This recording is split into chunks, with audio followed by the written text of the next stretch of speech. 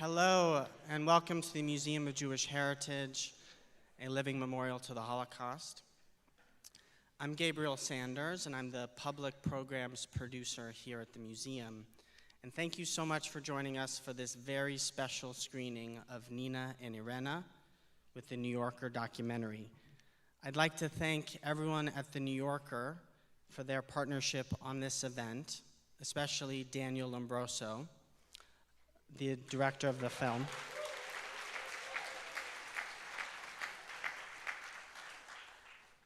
And Film at Lincoln Center and Film Forum for their help promoting the event. After the screening, Daniel will be joined by Andrew Marantz, a staff writer at The New Yorker, and Nina Gottlieb, the subject of the film, who we are very honored to have with us here tonight.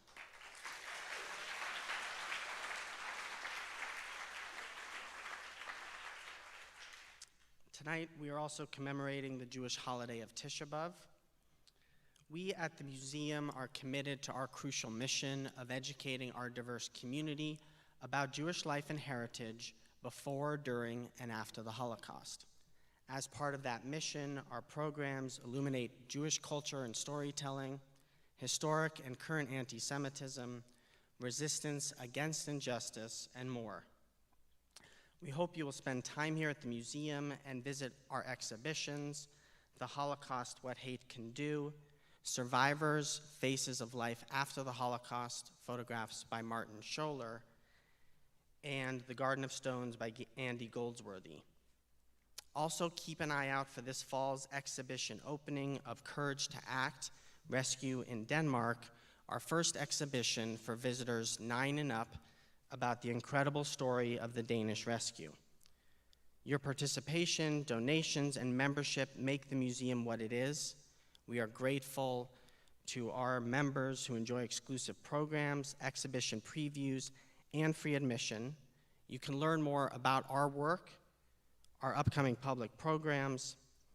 You can donate and join at mjhnyc.org. Before I pass the microphone, I'd like to ask everyone to silence their cell phones or anything else that might make noise during the event. And now I'm pleased to introduce Paul Moakley, executive producer at The New Yorker.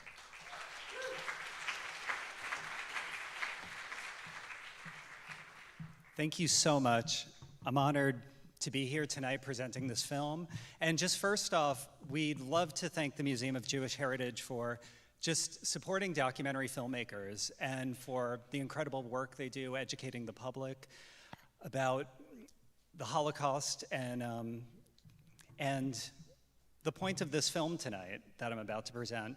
But before we get to that, I'd like to thank our editor, David Remnick and Condé Nast, for supporting this film. All of you for coming out tonight. I know there's a lot of filmmakers here and people that contribute to our program. And it's something that we couldn't do it without you at The New Yorker. Our entire documentary program is dependent on so much talent. And I see so many people in the room who've been part of that. And another big part of that is our small team. And a lot of them are here tonight. I would like to point them out for a second. If they could raise their hand. We have our supervising producer, Melissa Fajardo. We have producer and director, Devin Blackwell. And I'm sure Christopher Kim, our other producer director, is watching on the live stream. And that leads me to Daniel Lombroso, who is our senior producer. And Daniel's films, I would say his filmography often peers into some of the darkest parts of our history and asks important questions about it. This film digs into his own family's history about the Holocaust. His beautiful grandmother, Nina, her message is one that I find a lot of solace and reassurance in, especially in chaotic times. We're just in a time where there's still a lot of hatred that needs to be dispelled and called out, and Nina does that in this film. But as filmmakers, we owe a great amount of debt to our subjects, and tonight I just want to thank Nina for saying yes to Daniel. This is all for you, Nina. Thank you so much. Thank you all for coming. And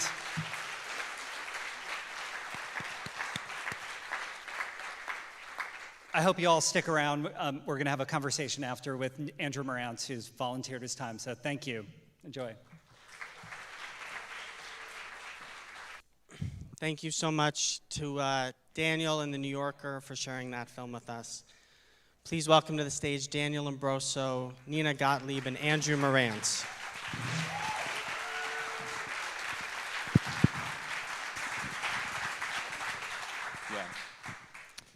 Okay, thank you to everyone for being here. Thank you so much. I'm just here to bring you out. So first of all, beautiful film. Daniel, you've done something really brave, which is show your bar mitzvah footage, which I don't think, I certainly wouldn't have had the courage to do. And yeah, I really just want to hear, we're going to have questions at the end, and my hope is that when I'm in a room full of my people, everyone will have something to say. So I don't want to put too much pressure on you guys, but save your questions for the end. But from you guys first, like, could you just tell me how this project came about? Sure. Well, you should start. When did you first hear from him that he wanted to do this? Grab in the mic. Oh, unless you want to project. He came to me and asked me, what do you think if I did about your life, you know? I said, if you want to, it's okay. And that's how it came about. I mean, you know, he named it Nina&Irena, which I thought was very nice of him because my sister has been gone for such a long time. But I still think about her, and I use her name for my, in Bridge, my hashtag is Irena14. So. Don't steal her Bridge account. You can't. Now they can log into your Bridge account. Yeah. 14 because she was born on February 14th. So that's why 14. But how much of this did you know, and how did it all come together? Because we see in the film that you weren't necessarily aware of everything. So I knew that, well, first of all, thank you all for coming. What an amazing experience to see childhood friends here, some of whom I made my first ever movies with when I was 14, and thankfully are not on the internet anymore. You know, friends, filmmakers. Paul gave an amazing introduction, and so many friends from the New Yorker. Well, Andrew and I both cover extremism. I've been making movies about the far right for almost a decade. I made a film called White Noise that I know some of you know. Andrew and I were at some of the worst parties in the world with extremists all over the US and in Europe and Russia. And I never had any intention of making a personal film. I think it can be really hard to pull that off, and it can often feel navel-gazy or self-indulgent. But my grandmother is the reason I do that work. Both my grandmothers are Holocaust survivors. My mom's mother is from Poland, Nina, and my dad's mother is from Nuremberg, Germany, and she fled on the Kindertransport to England and then eventually to Israel. So I called you in 2016 when I said I want to go cover an alt-right rally. Do you remember this? You were going to go. Cover the Nazi stuff before I knew Andrew. Oh, yes. And you said don't do it. No. Why did you say don't do it? No, I don't like you. You always go into dangerous places, you know. Wherever there's fighting going on, there he goes to witness it. Yeah. Or people were poaching in the river or in the Hudson, was it? In Jamaica Bay, yeah. Yeah, that's, She knows my whole filmography. you know, gets involved in things that are not very safe. What can I say? Yeah. But the point is that what you went through is why I have always done that work and what called me to do it. And I never thought about doing something personal. And I'm sorry if this is heavy, but you always say that you won't be around forever. You say it in the film. And That's you know, true, yeah. the generation that survived the Holocaust is disappearing very quickly in the next few years. So I sort of realized that this was the last chance to do something and to honor survivors and to get my grandmother out there. So I brought it up in an ideas meeting at the New Yorker, and David seemed excited, and our Soo Jung, who used to be the EP, was excited, and we spent a week living with you, which was not long enough, unfortunately. Yeah, I was going to say you really should visit more. I mean, this is an intervention to make you visit more. Yeah, I want to, do you guys remember any conversations that you had during that period that you were covering the rise of the, kind of American fascist movement? Because that is how Daniel and I met, was covering that stuff. He with a video camera and me with a little reporter's notebook. And I didn't think of it initially in relationship to my own family, but the longer I did it, the more I realized that it was directly growing out of that. So did you called her first to say you wanted to do it. She said no, you did it anyway. How did that evolve over because it was a 4 years, we were showing up to all the world's worst parties constantly together for 4 years. Did you talk about it during that time, or what you were worried about, what to look out for, because the larger context of this, right, is that fascism can be both terrifying and also kind of ridiculous and seem kind of darkly funny or inept, and both of those things can coexist. Yeah. And so often, when we were covering this stuff, you would get people saying one or the other, saying, well, it can't be darkly funny because it's so scary, or people saying, it can't be scary because it's so darkly funny, but it's both. I mean, did you guys have conversations about that? Well, just to jump off that quickly, you see that in the film. It was important for us to use archive that isn't widely seen. And there's, in 39, when Hitler invaded, you see all these Hitler youth who are exuberant. And that's what we used to feel in those rooms, that it was kids who felt unleashed. They felt kind of the power of ultranationalism or fascism or white nationalism here. And they felt free for the first time. They didn't have to worry about what they were saying or how they were acting. So when I see that footage, it reminds me of being with Richard Spencer, and to some extent with Mike Cernovich. Mm-hmm. I don't know what conversations we had in those years. Do you remember? When I was making White Noise, do you remember what we talked about? When you were making the movie. When I showed, so it was important to show her the movie before it was done, and I brought it over in your room. We sat on the carpet, and I screened it for you. Do you mean this movie or the White Noise? The White movie? Noise. Okay. And do you remember what you said? You said, "Who are these pill salesmen? Why would anyone buy what they're selling?" You said they're all snake oil salesmen. So I think you didn't take them seriously, maybe. Yeah. I mean, it's not wrong. Do you remember what your impression of the movie? Yeah. No, when I was making that, I don't know. Were you scared seeing what was happening in this country? Oh, yeah, well, the rising anti-Semitism is one of the reasons that I decided to allow you to, not allow you, but agree with you to do the movie, because it could help to show people what can happen when you don't speak up. And no pun intended. There is a saying: be an upstander, not a bystander. And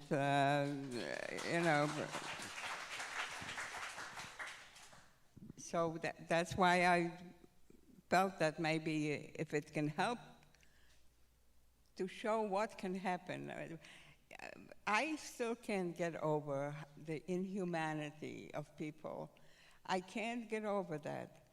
He didn't mention it too much in the movie, but what people did in Prague, when they didn't, the Czech people had an uprising, and they were only too happy to kill any German that they caught. Okay, but it wasn't enough to kill them. They would put tar on them, then hang them up and light them. I mean, who thinks about things like that? How can you? I don't care if they were German or whatever, but you don't do that to another human being. It's a terrible thing. We are all, as I keep saying, we are all born little children, that adorable children, and then what happens to us, to mankind? You know, what's happening now with the climate change and all that, maybe it's a sort of a retribution for the way human beings are behaving. I mean, I don't know. And something you would always talk about was your town, Kelsey. She's not from any town in Poland. It's a very particular story. Yes. After the Holocaust. Do you want to tell it, or? Well, after the war, there was a pogrom in Kelsey, the town that I come from. And this is after the war. And the Poles always hated the Jews.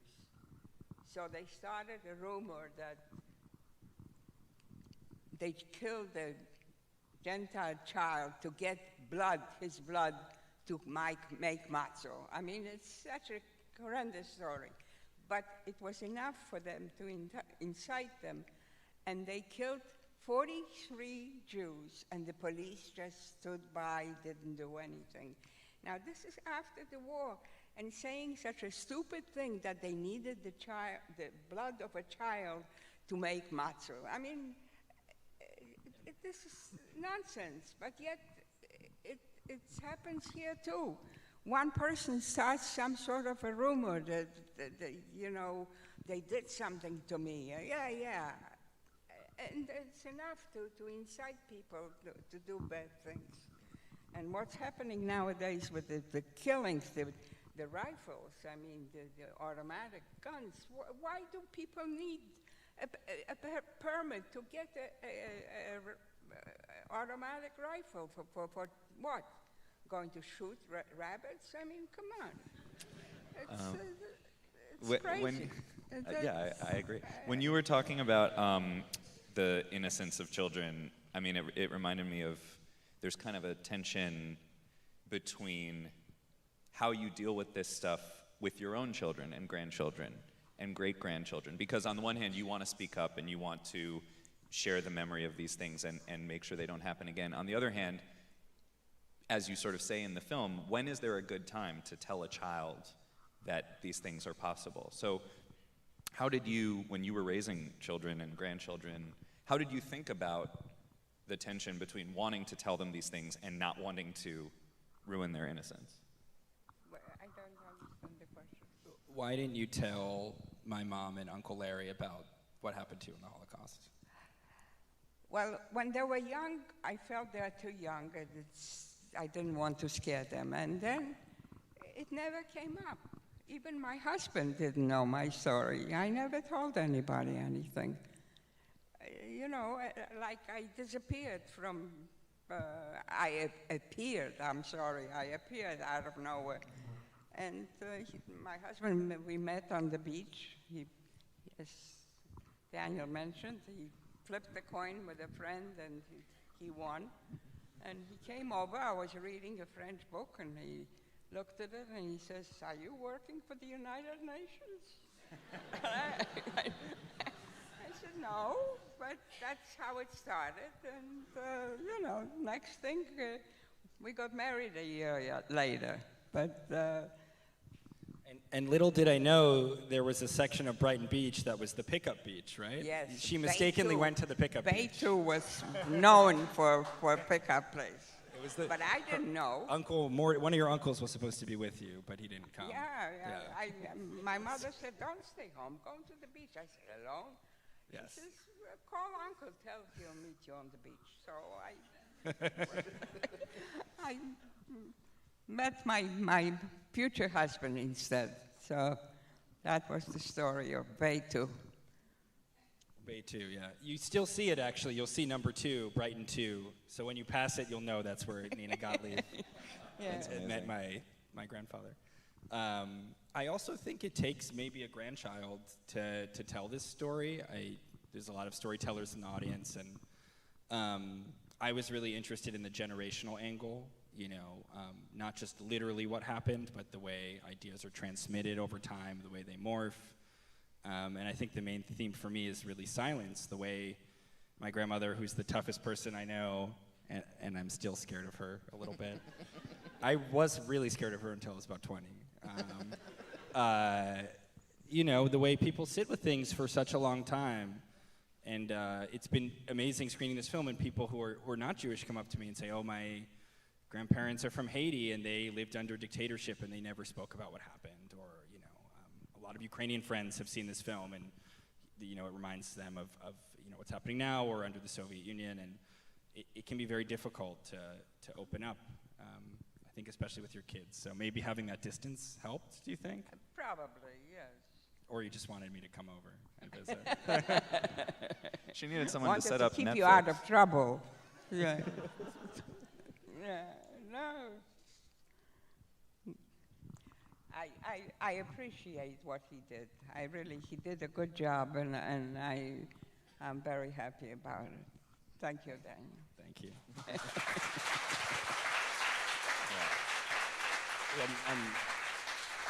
My next New Yorker annual review, I'm going to have you quoted. You did a good job. You cannot argue with that. Okay, well, we're going to go to questions in a minute. I mean, basically, just in terms of the process of making the project, were there, you know, you showed us a little bit of the sort of interview process, which I appreciated. But was it sort of what you expected? This is a question for both of you. The interview process, was it what you expected? Was it more difficult or less difficult, or it was the same? No, I just, you know, it was fine. It was okay. I mean, sometimes it became too much, and I was annoyed with them, but, you know, I didn't know they took a lot of pictures there that I didn't even know they took the pictures. That's what I don't. You eating the ice cream in the mirror? Do you know that one? Yeah. But it was, now that I see the movie, it was worthwhile. I mean, I'm very proud of my grandson for doing it. Thank you, Dan. Thank you. Yeah. Yeah.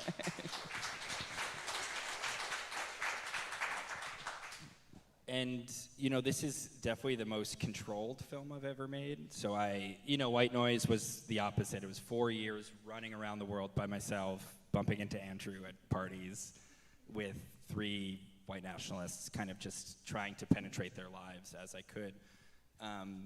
You know, I always try to kind of pre-visualize, but when you're dealing with the world as a reporter, magazine reporter, or documentary filmmaker, you can usually I go in with a theme and a visual style, but this was different. You know, this felt almost like making a narrative film. I knew I wanted it to be very slow, very methodical. You know, I was thinking about the movie Amour, if anyone's seen that. It's about an older person, an older couple at the end of their life, and other films like that. And to really understand, you know, what it's like to be left with memories, you know, at home, thinking, and the reason it looks so good is because I didn't shoot it for the first time. It's the first time I hired an amazing cinematographer named Vittoria, whose work is incredible. So I had a great team. Devin, who's here, Devin produced the movie.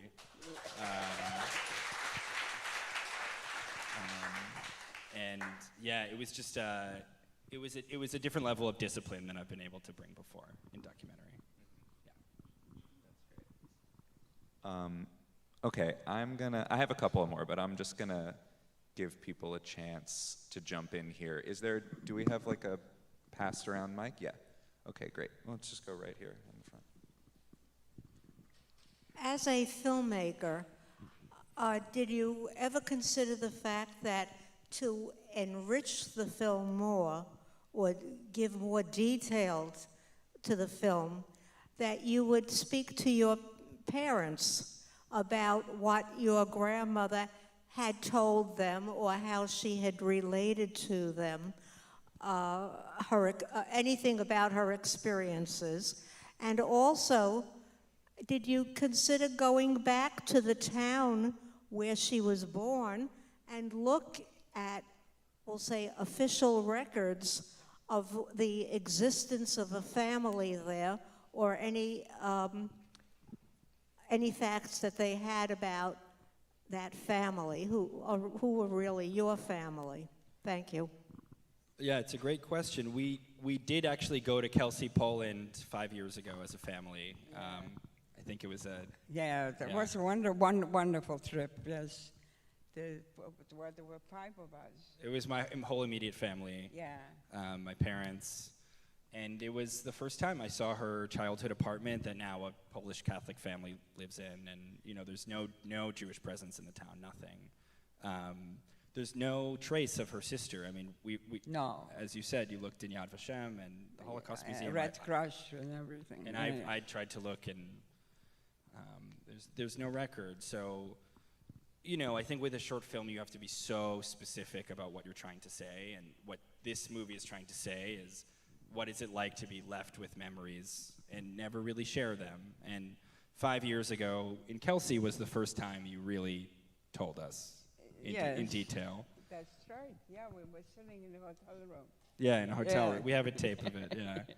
And then this movie was sort of a bigger attempt to do that. Oh, and my mom is in the movie. She jokes that it's only her arm in it, or she's the one vacuuming. I showed her a first cut, and there was an interview shot of her, and she was mixed, and then she got cut. The interview shot got cut, and she was so thankful. So. Good.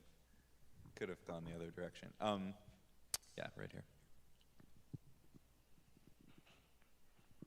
So given all of this other material you've talked about, had you ever considered making this a full-length feature? And maybe there would be an opportunity to expand on it. I think your mother should direct it. Your grandmother should direct it, though. My grandmother should direct it? I think she should direct some of Do it. you want to co-direct a movie? If you want me to. Yeah, She's certainly outspoken enough, right? If there are any, I know there's a strike, but if anyone wants to, Yeah. any rich people in the audience, of course, I made a feature. I would love to make another, but it's, I have this amazing position where I make a few films a year that are very different. So I'm just grateful to have had this chance, to do this. Were there things you wanted to add? What? Anything you want to add? No, What should I have done? He What should I put makes in? he makes very controversial documentaries.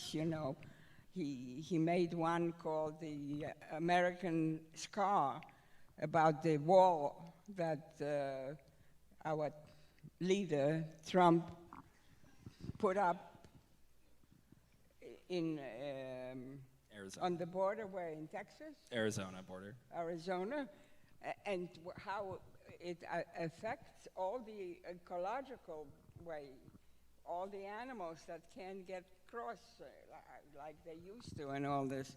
And it's a very worthwhile documentary. He picks good subjects. I'm very. I've never been in a Q&A with a hype person next to you. There was one thing I was going to say is that the real hero of her story is not in the, like I said before, a short film has to be so targeted. But her father is really the hero, and you only see a little bit of him. But Yeah. he lived until his 90s. My brother was around when my brother was born, and he maybe you can talk a bit about My his father, role. yeah. My father was a very domineering European man, all right? And when he said jump, we jumped, all of us, including my mother. But he spoke perfect German, because when he was growing up in eastern, actually close to northern Poland, in Tarnopol, that the borders changed very often. Once it was Hungary, once it was Germany, and so on. So in school, they learned how to speak German. And so he spoke perfect German, and he didn't look Semitic at all. And he had the nerve. I mean, he saved our lives by being domineering like that. When we were running away from Lemberg to Warsaw, we were going, and we happened to be in a compartment. We getting into a compartment full of German officers. My father turns to my mother, says, "Give the gentleman some sandwiches." You know, I mean, there was a joke about Jewish chutzpah. A Jewish man and a German officer are riding on a train. The German officer falls asleep, and the Jew was sitting and rocking, and he didn't feel good. He threw up all over the officer. He wakes him up and says, "Are you feeling any better?" You know, that's my father. That was my father. So That's such a good joke. well, That's a great joke. yeah. Yeah. And he also, at the end of the war, he was in a bad place, and he had to do Yes, the other.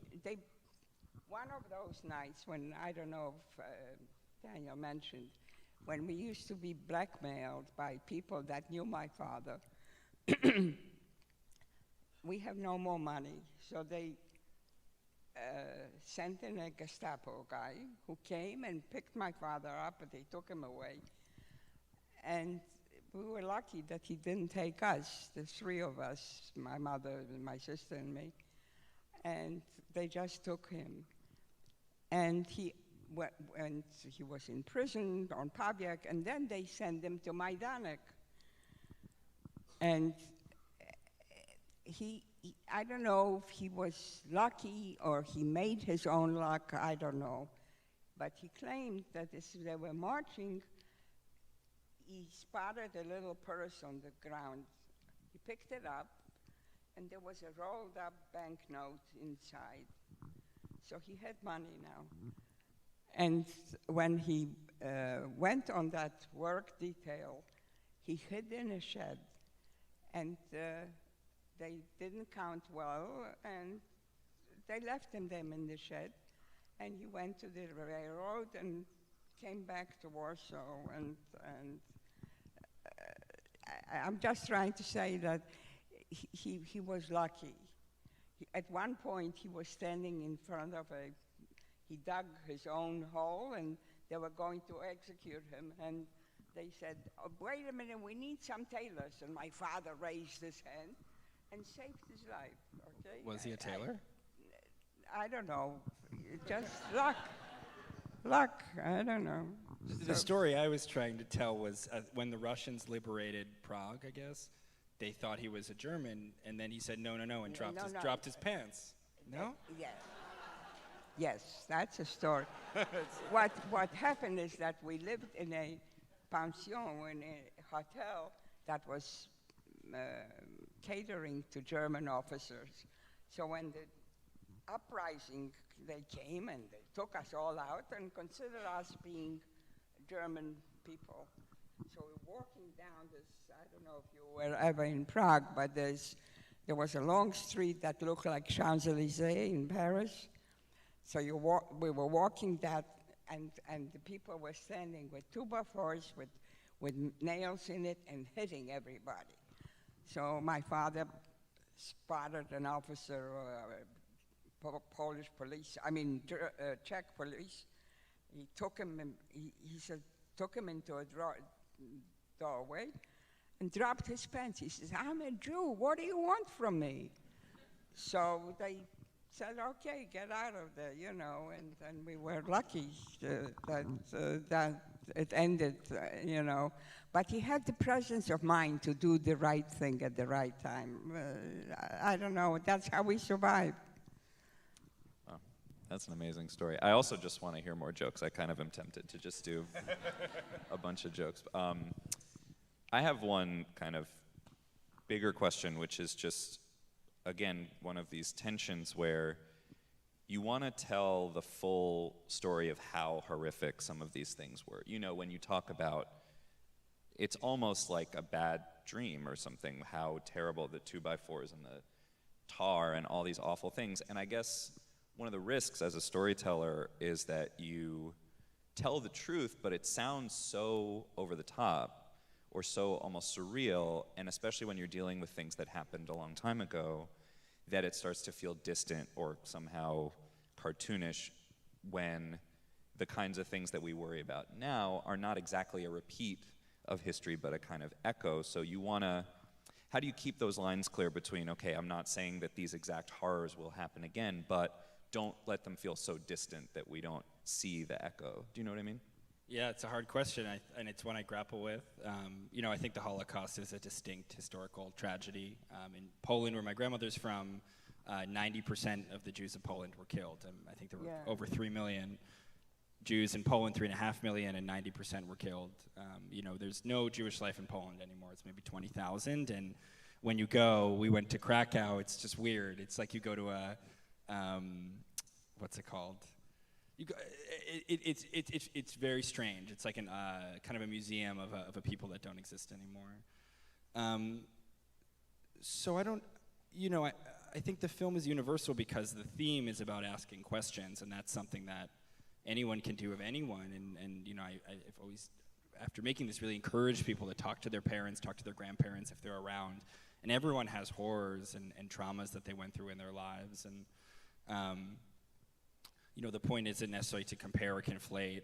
And I, as someone who's spent a lot of time with far-right extremists on white noise, but also, I've spent a lot of time with religious extremists. I've spent time with Israeli settlers around the West Bank. I think there's a tendency to gin up fear that we're living in 1939 again, and I don't feel that way as someone who's spent a lot of time reporting this out. I don't think it's 1933. I think we're in a really dangerous period that's polarized, and there's authoritarian overreach everywhere. Andrew wrote this amazing piece about CPAC in Hungary, that how conservatives are looking to Hungary, and I think that's much more, and Andrew, if you have anything to add here, because he's the real master. I think that's much more, the fear is kind of an illiberal democracy, something that resembles Poland or Hungary, or what's happening in Israel now with the court. But I see the Holocaust as a distinct historical tragedy, and I'm always very careful not to conflate. And even AOC, who I like, when she uses the term concentration camps, I think it should be used very, very delicately. It's a distinct tragedy. Yeah. You have anything to add? No. No. Think of another joke if you can think of one. Do we? Anyone else? I think we have time for one. Oh, we've got some waving hands over there.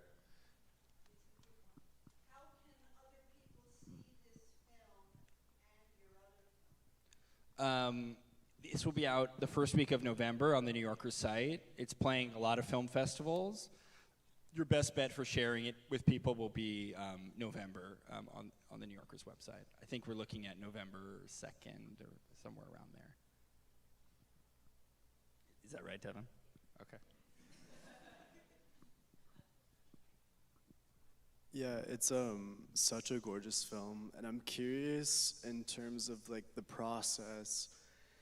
In pre-interviewing, did you know everything that was going to come out in the interview with your grandmother, or were there things that just kind of came out organically? And if so, what were those? Were they a surprise? How was that process? I'm a horrible actor, so me being oh, I didn't know that. When I say it's sort of annoying how many times I say it in the movie, but it's sincere. Even though I would hope I'm a thoughtful person, I just really never spent 3 days talking to her. I probably spent an hour here and there. And one thing I didn't know is that over 25 family members were killed. All of her grandparents, almost every aunt, uncle, and cousin, and really only her parents survived.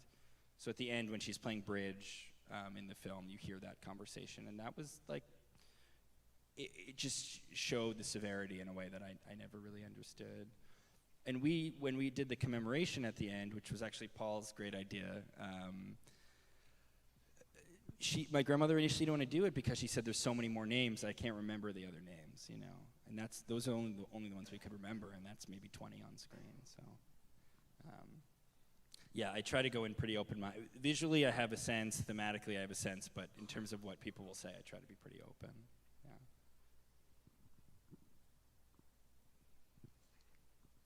Maybe one more. Yeah, we have time for one more. Well, Somebody is waiting Yeah. there. Do you want to? Dan Stahl always has a question. It wouldn't be a complete experience without a New Yorker experience without me asking a question. So thanks first of all for a very powerful film. I'm wondering about the archival footage. You mentioned you were looking for less seen stuff, and I'm wondering how you went about finding it and deciding exactly what to use. The first step was to ruin Devin's summer to watch Holocaust Archive from like August through September. The Holocaust Museum in DC is an amazing resource, and you can get everything for free. It was really important to find high-res scans, so almost everything looks amazing because I wanted it to feel present and recent. I was thinking of, if anyone saw that Peter Jackson movie about World War I, I think it's Thou Shalt Not Grow Old, he made World War I feel so immediate because he found amazing archive, and then he, of course, spent money cleaning it up. But a lot of times when you see Holocaust films, it feels so old, and I really wanted to communicate through the archive that it's not that long ago. Maybe to Andrew's question before, like the people screaming on the street, it's a slight nod to Trumpism and January 6th. You know, I don't think it's the same, but it's a nod to kind of the power of nationalism, the way people respond. But yeah, we just looked through tons of footage, and everything is accurate. You know, when you see the person being burned, that is a German soldier being burned outside of Prague during the uprising there. Big thank you to Devin for doing a huge amount of research. A big thank you to Andrew Marantz, Nina Gottlieb, and Daniel Lombroso. Thank you so much for being with us.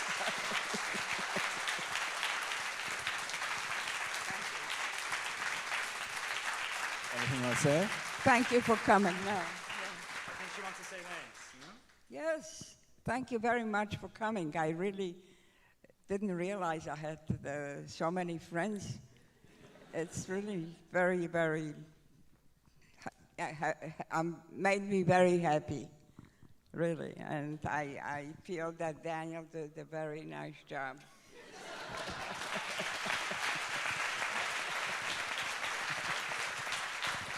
Well, thank you, Nina. I know Daniel's shown the film elsewhere. He did tell me this is the first event that Nina has attended. So we're so grateful to have you here with us. Truly made it such a special evening. I can't understand. And thank you to everyone for joining us, Paul and the team at the New Yorker, for this opportunity to screen Nina&Irena. I know we're looking forward to doing more together. 2 upcoming screenings we have at the museum. On August 6th, we're showing The Song Searcher, Times and Toils of Moshe Bergovsky. He's responsible for saving the majority of the Yiddish music tradition. And then some people may have seen this film with Julia Mintz. We're showing 4 Winters. That'll be on September 7th, which is about Jewish partisans' resistance during World War II. So thank you so much again to the panelists. We're so happy to have you here, and we'll see you back at the museum soon. Thank you, guys.